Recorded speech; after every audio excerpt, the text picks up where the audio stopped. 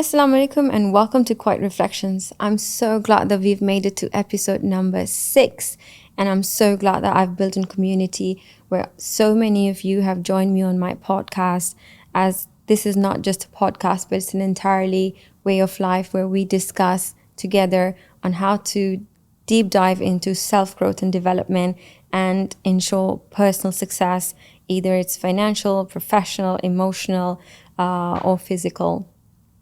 Today, I will be discussing with you something that is very dear to all of us, and we all know it's important, but not everybody is able to nail it, irrespective of whatever their reasons may be. I'm going to discuss with you something that has great power, has great presence, however, it's just not perceived well in today's world.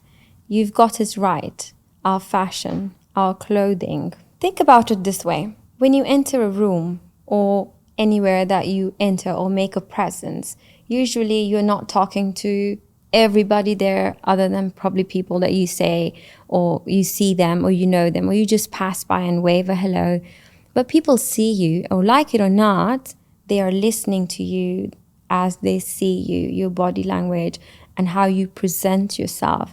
Now, definitely, I'm not talking about labels, brands, and specific tags. I'm not going to encourage you to buy a specific brand and ensure that you are aligned with their ideology.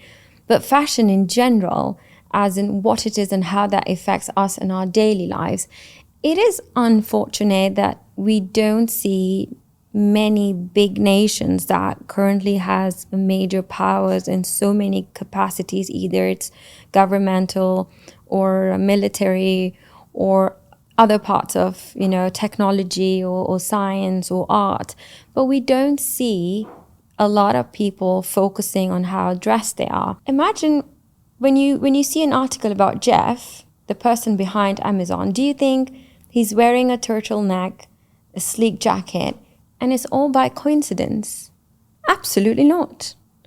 This is strategic because dressing up is really important. How you come across people, what you wear, and how you present yourself is how you see yourself and how you want your people to see you, how you want people to perceive you, and how you want these people to treat you, in what manner and how.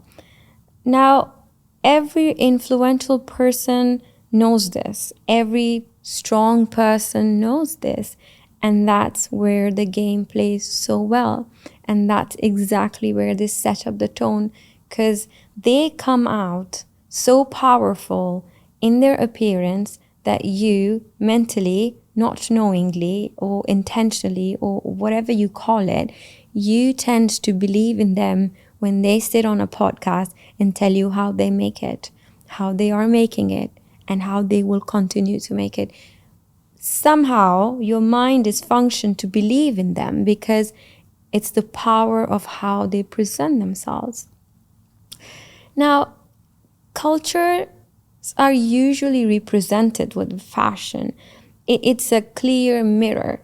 Think about those beautifully elegant, gorgeous kimonos that come from Japan, or go back to 20s where vibrant fashion was a thing, and then 50s where rebellious leather jackets came into being, and then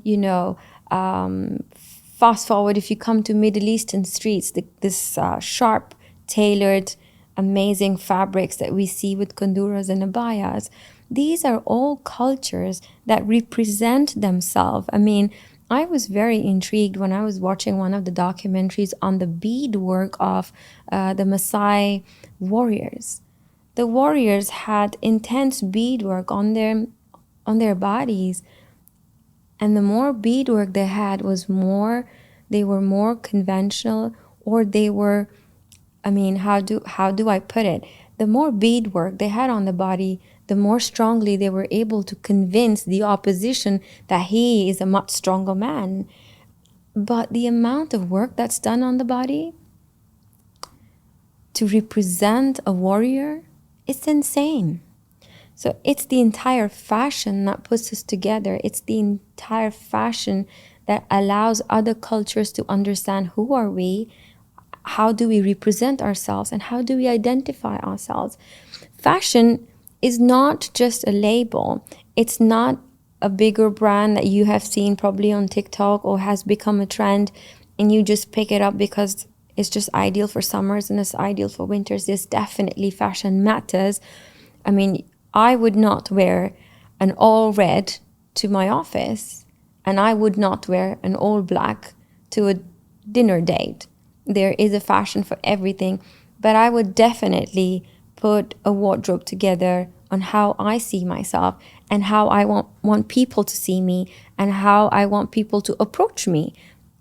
And that is where a lot of people set the tone right of where they see themselves in the future. Talk about fashion as one's personal growth, dressing up. I mean, in fashion comes a lot of items. It's your lifestyle and how you live, from the clothes that you wear, the accessories that you match in, the makeup that you do, how do you sit down, how do you talk. Everything is fashioned by the culture that you are coming from or the culture you're developing from. I mean, especially in Middle East, I mean, it's crazy to see the amount of people in a room, in an office, in a restaurant.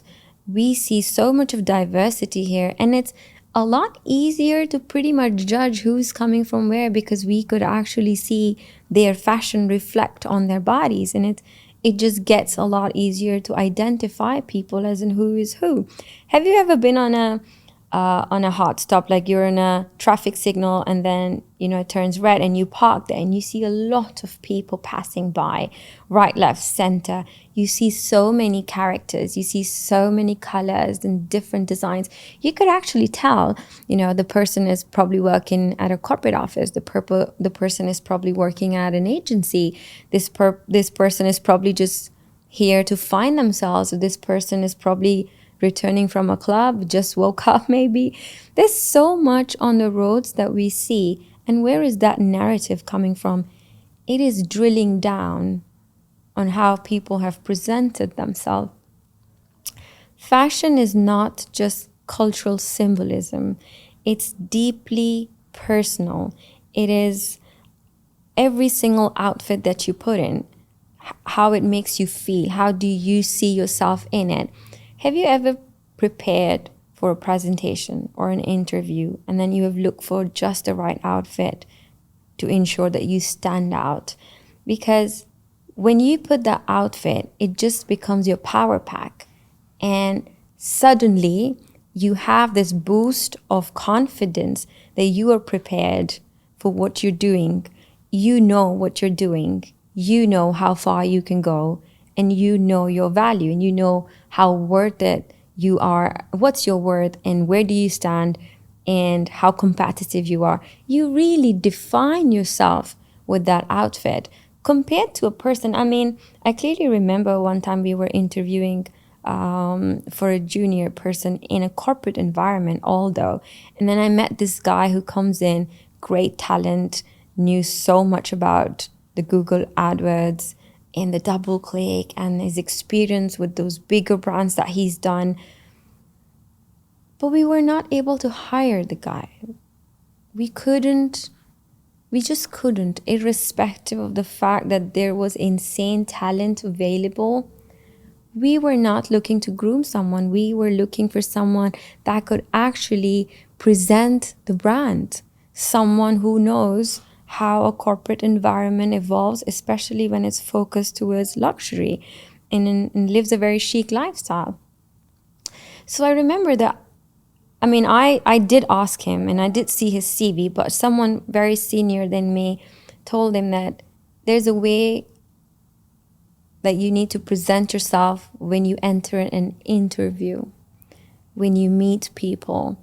You need to be presentable, understand who you are going to meet and what is expected of you, and that should reflect into who you are. And I know and I clearly understand and I do feel for people that say, oh yeah, I mean it's easy for you to say this, but you need money to do that and you need so and so to do that. But I think when you are investing in fashion, it's always to think before you buy an item. You need to process colors. You need to know who you are, where you're going, and what lies ahead in life for you, where you're planning to proceed. And that's something, before you buy something and you invest your money on it, you have to be clear on. Fashion is clearly the face of success. And this is a reason why, like we just talked about Jeff, and we see him dressed a certain way. Then we see a lot of other people from bigger brands that we hear so many times and so many channels. If you see even growing brands where we see a lot of entrepreneurs in the current world that are putting up so much effort into how they present themselves on a panel, because like I said, how you present yourself is where your power becomes, is where you get your power of how you want to be perceived, how you want people to see you, how you want to be treated. And if you don't come across that powerful, it is impossible in the current times, in the current world, in current environment, to get to where you want to be, where you wish to be.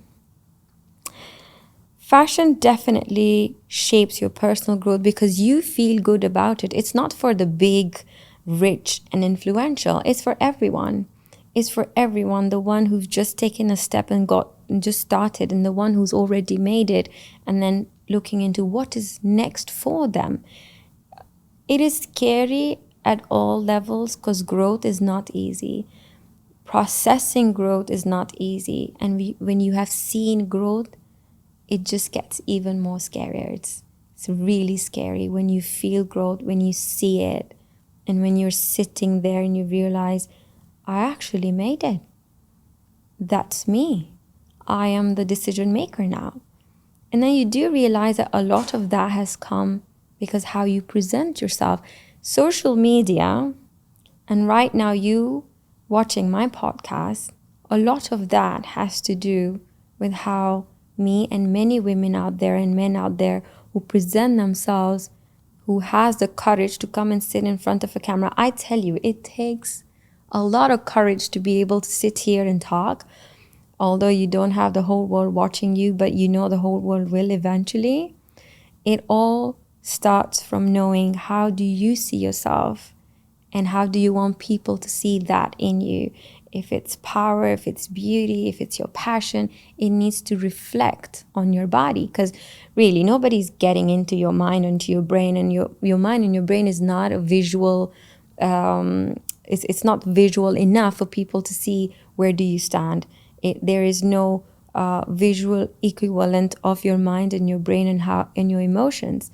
It has to come on your body to let people know what are their boundaries and how should you be approached.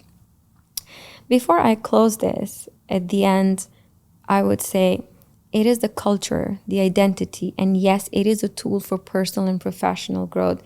And so many of the people I know and a lot of therapists that I know would treat people in depression, would usually recommend them to have a routine in place and ensure they invest time on themselves. So if you are going through that struggle of identity, and if you are going through the struggle of finding self-growth and professional growth and mental growth, I would highly recommend you to take some time, reflect on yourself, who you see yourself as, and how do you want people to perceive you. And that's an investment that must be made onto yourself. Remember that big people weren't born big. They had a process. And people who have made it clearly know the power of it. So when you see them out there, remember that they don't come out that dressed or good looking out of coincidence. It is completely, totally strategic. It is absolutely planned. It is completely, there is a team and people and the person themselves involved into planning how they want to present themselves. It is not just pick up an outfit and throw it on your body and yalla, let's go. So before I leave you today, I would like you to take some time and ensure and promise yourself the next time you step out, even if it's grocery, you do it the right way. You treat yourself better and the world will follow. Until then, stay stylish.